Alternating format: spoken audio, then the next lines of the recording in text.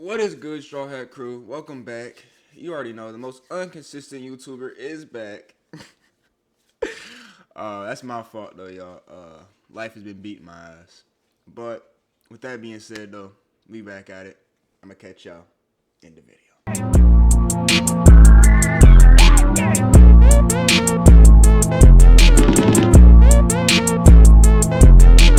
Alrighty, to start it back, we got the internet is in a really bad spot right now by Omizzy.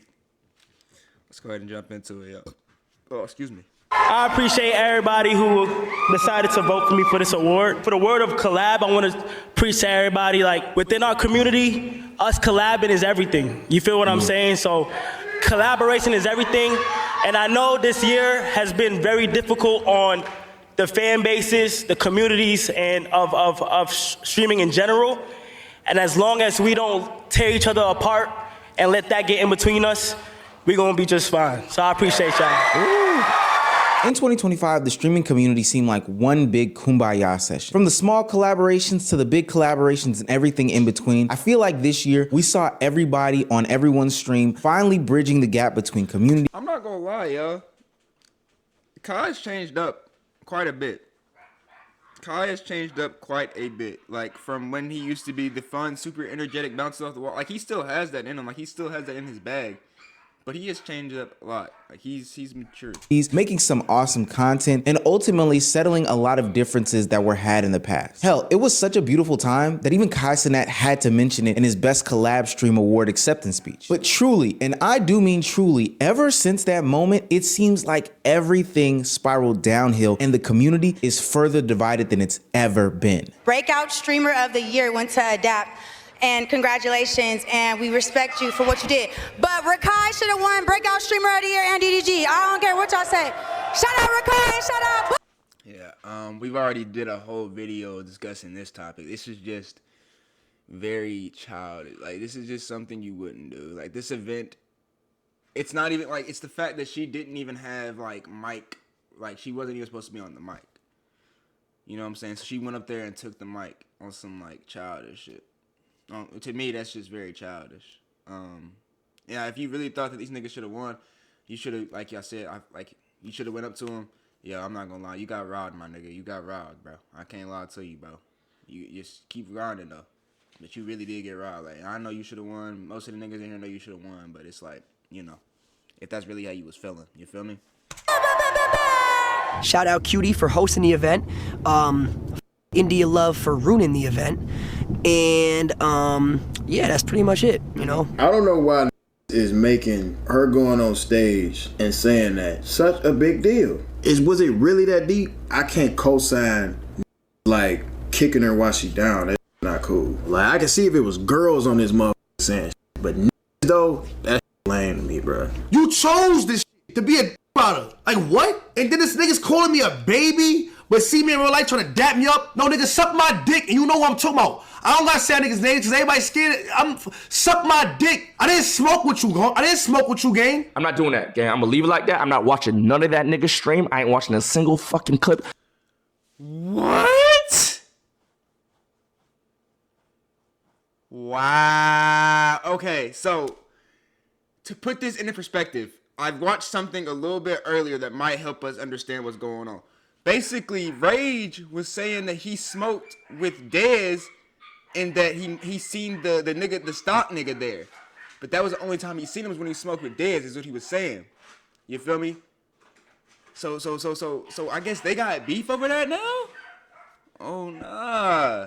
Because I know me and I know him. And if I react to some shit I don't like and I say some shit I don't like, he gonna say some shit he don't like, and it's gonna get deeper than it needs to be. And it don't need to get that deep. You is Kai's homie. I'm Kai's homie. We don't gotta be homies. Like, you don't gotta speak on me ever. I don't gotta ever speak on you or speak to you ever, bro. It don't gotta be that deep at all. If you haven't already, make sure you hit that subscribe button. It goes a really, really long way for this channel. Now, back to the video. Streaming has become the new meta for content creation over the past year or two, and everybody's been stepping into the game. But honestly, if we really take a look at the landscape of it all, it's the most toxic that it's ever been, and I wouldn't be surprised if people started stepping away from it because it is just a total turnoff. Clip pages monetizing out of context clips and negativity, Twitter communities engaging in some sort of tribal warfare. Bro, clip pages are the number one, like, that's the number one spreader of misinformation, because a lot of us don't, like, I feel like I'm a little bit in part of this as well, because I don't really do my research all the time. Sometimes I just look at the clip and be like, wow, what the fuck, you know? If it's something really serious, I try to do some extensive research behind it. But if it's something, just some light shit, yeah, I'm probably gonna take the clip. But that's besides the point. I think the main problem is a lot of us just see the clips. It's just like, it'll be GDG talking about just GDG roasting somebody, and they'll just put a random name with a random like subject at it, and then that's the narrative. Now that's the narrative of that clip. You know what I'm saying? And people take that and run with it, and a lot of people don't do any research beyond it. They just take it and just full speed with it, and that causes a lot of problems later down the line, because it's going to be conflicting narratives, like the real narrative of what the clip actually was, and then now the clip's narrative of what the clip has been circulating of. You guys feel what I'm saying?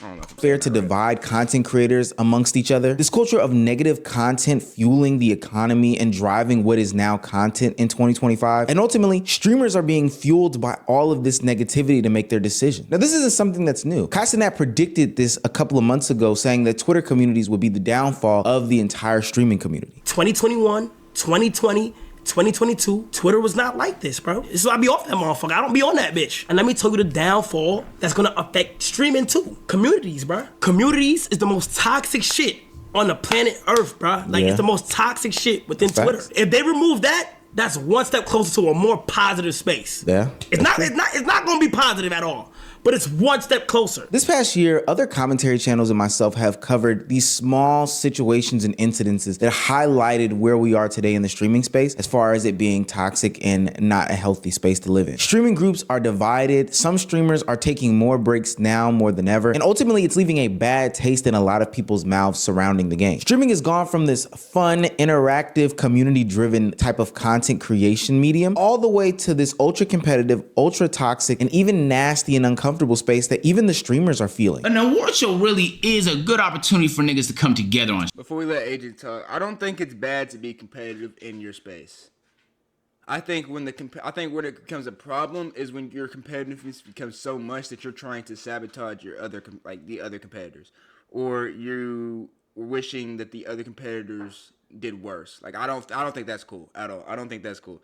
No matter what you're competing in, I don't think you should be wishing on the other competitor's downfall, and I don't think you should be trying to sabotage the other competitor, make sure they have a downfall as well. I don't think that's cool. No matter what no matter what the competition is. Shit, you know? And in my opinion, I mean, you tell me if I'm wrong, chat, but this year's award show felt a little competitive, bro. And not in a fun Peyton Manning versus Tom Brady type of way.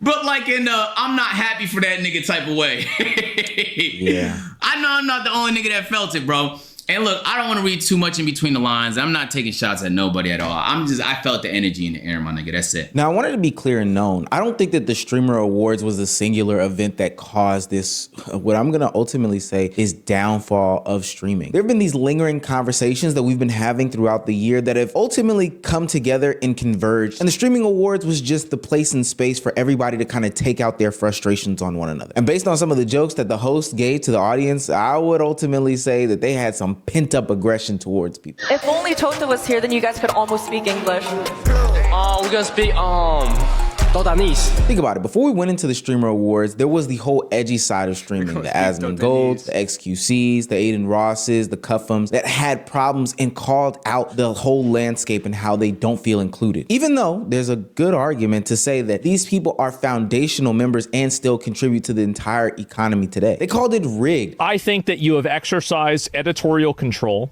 and you have picked the nominees not completely from fan voting, but from your own opinions and to keep the show brand friendly. I think that the priority for the show is to make sure that the show gets as many viewers as possible and maintains as many sponsors as possible. I think that's what happened. And that's not, I don't think that's too crazy to ask, bro. I'm not gonna lie. I don't think that's too crazy. This is the show, the Twitch show, Twitch's biggest show wants to keep as many sponsors and have as many eyes as possible on it. Who would have guessed? and I am willing to bet $100,000 on it. They challenged QT Cinderella, and they even said that they were going to make their own award show. And then post the Streamer Awards, you have the internal issues within the WL community and this conversation between the WL community, the black side of streaming, and the Poggers community, the predominantly white side of streaming, and showed the division within those two groups. Now, there's a lot of moments that highlighted the differences between the communities and even the own internal problems that the community has. Whether you have Dez versus Silky and Rage, whether it's Fan telling the joke about Kai Cenat, it could be Rakai calling QT Cinderella a bitch and then FaZe coming to her defense. Hell, there was even a little bit of conflicting reports between Fan and QT Cinderella about who told what jokes, who wrote what, etc., etc. She says it was the writers. No, bitch, it was me. Poggers, dude. I did it. And the reason I did it is because I was thinking everyone has to be involved. Everyone has to be included. I wanted to make sure that like the whole new community that is like here for the first time felt included with like the cringe, corny awards show jokes. Like my understanding was that awards shows are like, they're just like bad, like cringe jokes where you like poke fun at people. So that was my understanding. And then I was told about the whole Kai looking like Diddy meme. And I thought it was like an inside joke meme, like ongoing meme on his channel and in his community. And so I was like, okay, that should... I mean, that's fair enough, but that shit, it's definitely not, bro. That shit is played out. Like, I remember when it first dropped, it was pretty funny, but it's not funny anymore. Should be fine to make. But I think the incident that highlights the biggest difference in the communities was the situation that went down between Iron Mouse and Rakai and Ray. I also saw a tweet about me talking to Rakai and Ray. A lot of people were saying that I'm basically trying to appeal to people, appease people, fit in with people, that I'm trying to, I'm bending over backwards for people, which that is so untrue. You have no idea. You have no idea what I went through in that moment. So let me explain to you. And I'm here with Rob, and we're walking, getting ready to go to our seats, and I get rushed by Rakai and Ray.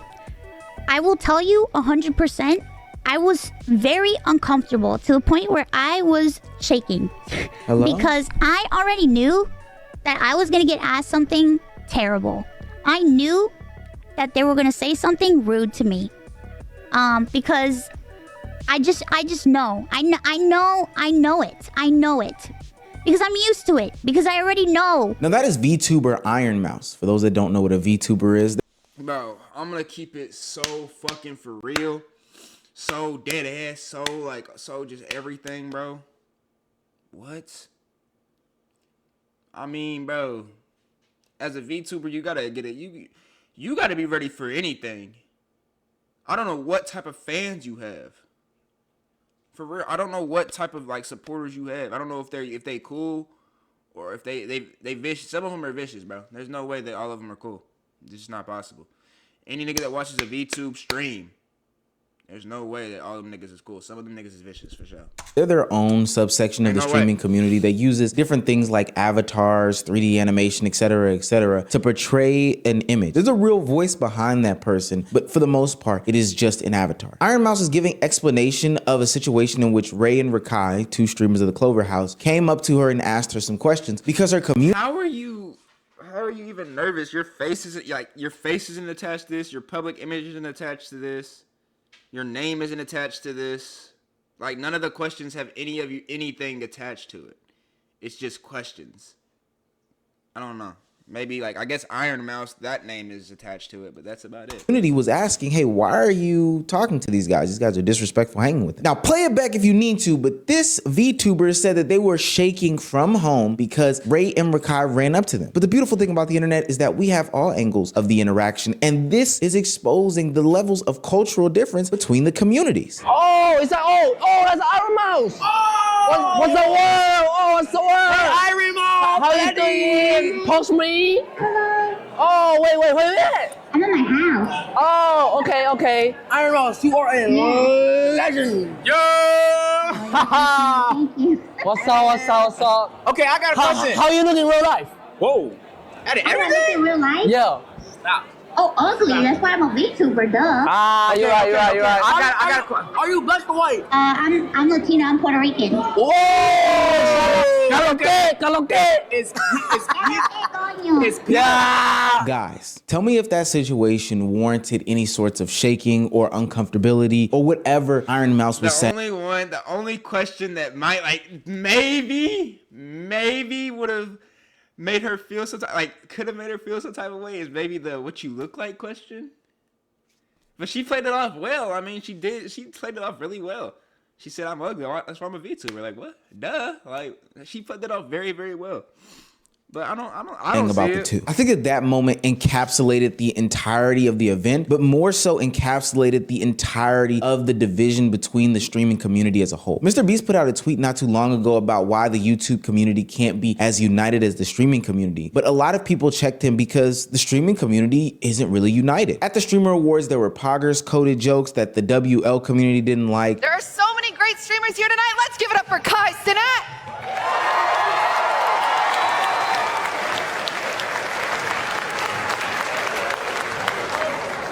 I want to congratulate Kai for reaching over 1 million subs. Incredible.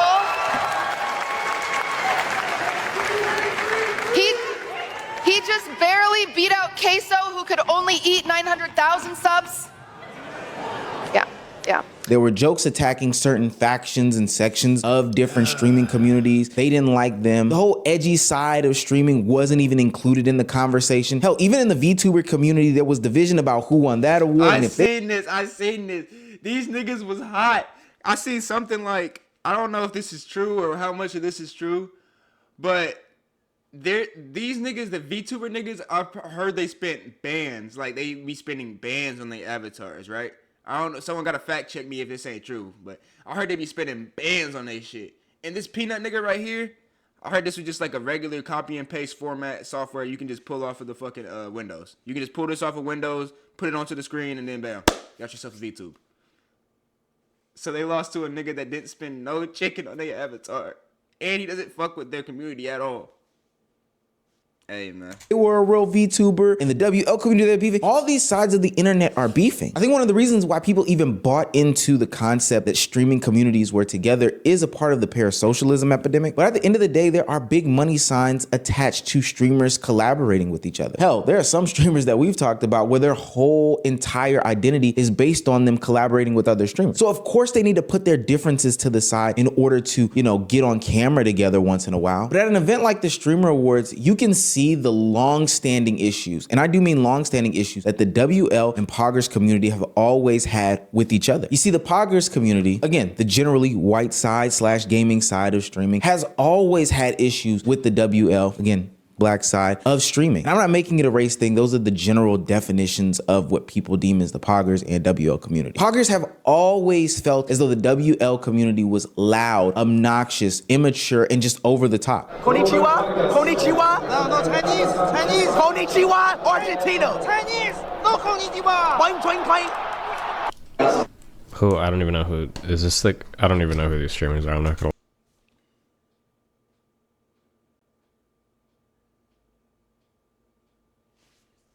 Why? Is this the Kai Cenat guy?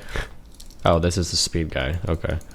There's like this whole new legion of like black Zoomer streamers, and for as much as they fucking talk about how like all white people did was scream at the fucking camera, I feel like that's all these guys do. I don't know if they have more content, but holy shit. Sheesh. It's just not my shit. But I'm probably just getting old. It's like the new shit is like black dude tears his shirt up, screams something wacky and wild into the camera, is racist or homophobic, it's LOL, and like that's like, okay, don't care. Or transphobic, don't forget that one. Meanwhile, the WL side sees the Poggers community as soft, performative, corporate, and just not fun. Same platform, different experience. Now lately you've been seeing a lot of these sides of the internet come together, whether it be Streamer University, where there's a bunch of different people from different communities coming together, and if they're not at the physical event, they're at home watching the event. I've seen Agent and Your Rage collaborate with a lot of the Poggers community, and they've decided to make a bunch of great content. And FaZe has been reaching out to a lot of people like Valkyrae and Imaru in order to make their type of collaborative content. So is that so I'm guessing Pogger community is just white side, and then like your desktops. You're more desktop streaming. I'm guessing. That's what it sounds like. But I feel like Agent 000 would be a great fit for that. That's probably why he was. And Rage would do too, because they're both desktop streamers. So that makes sense. But honestly, I'm a little pessimistic about the future. I think that the reason why a bunch of these communities were coming together because there were bags attached to collaboration. And while the money will still be there, the long-term ramifications for collaborating with other content creators from different sides of the internet that you don't know are being felt on a day-to-day basis. I remember earlier this year where Agent did streams with Nina Lin going to China, and honestly, it seemed like a good, hearty, and fun time. But knowing what I know about Agent and the brand friendliness that he is trying to come off with, you know, the bigger heights that he's trying to reach, the different levels that he's trying to achieve, I can almost guarantee you that he even regrets being associated with Nina Lin in any way, shape, form, or fashion. And that's not because I have some sort of anti-Nina Lin agenda, which, you know, I'm anti-Nina Lin. But that's because sometimes the juice isn't worth the squeeze. Being paired next to some of these streamers that come from all different walks of life as an opportunity to gain some sort of money means that even in their negative things, you'll be attached to them. Their negative PR, the bad things they've said in their past, and their negative community. Especially when it's so easy to paint a narrative with all the negative clip pages going on out there, I could easily see the division between the streaming community grow bigger and bigger on a daily basis. There's a few things that I see going into 2026 that is going to be totally different from 2025. For one, we're going to see people pull away from streaming as a form of content creation to give themselves a little bit of a breath. It didn't go unnoticed that Kai Cenat said that he was dealing with a bunch of mental health issues and that he was looking to dabble in things like acting or things like fashion. I hope a lot of creators in here and everybody at home and the viewers and the streamers really take care of your mental health. I just noticed that recently I just been going through things in my head, and I was able to, you know, turn to like anime, Death Note, Naruto, recently since I've been gone. It also doesn't go by that I noticed a lot of streamers in 2025 just didn't stream as much. I didn't see much of Phantom. I didn't see much of Duke. I didn't see much of Bruce. Soul Illuminati came and then left because the environment is just toxic. The staple figures have made so much money that they're pulling away from this because they don't want to deal with all stuff that comes with being online 24/7. And last but not least, I still see streaming being more and more complicated, divisive, and honestly nasty. These clip pages are running amok. As long as these algorithms continue to promote negativity, why would anybody stop? It's how they're making their facts. That's what I was just saying about the clip pages, bro. They just be putting narratives out and they don't give a fuck what the narratives do. $23 a month on X. And as parasocialism continues to be on the rise, it'll be easier and easier. Nah, facts. Parasocialism do be on the rise. Parasocialism is a top 5 highest reasons why niggas don't have lives in this generation. 100%. 1,000,000%. Shit. Oh, shit. With that being said, though, y'all, hope y'all enjoy this video. I don't know if streaming is necessarily going to go just completely gone, just blank. But I do think there's going to be some people that take a little bit of a step back.